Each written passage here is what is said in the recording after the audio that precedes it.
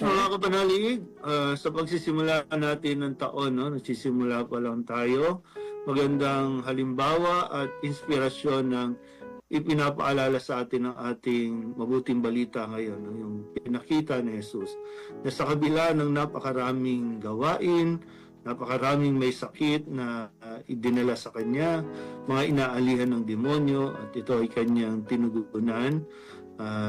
Sa pagtatapos nito, no, sa lumising pa siya ng madaling araw para lamang lumayo ng kaunti at doon ay magdasal. Yung napakalagang aspeto ng ating buhay. Huwag natin sasabihin na busy tayo, pagod tayo, kaya wala na tayong oras magdasal. Dahil sa pagdarasal natin, doon tayo na mas nadadala sa tamang direksyon, nagagabayan tayo sa ating mga kinikilos, sa ating mga ginagawa, nang hindi tayo nauuwi sa pag-aaway-aaway, sa pagrereklamo.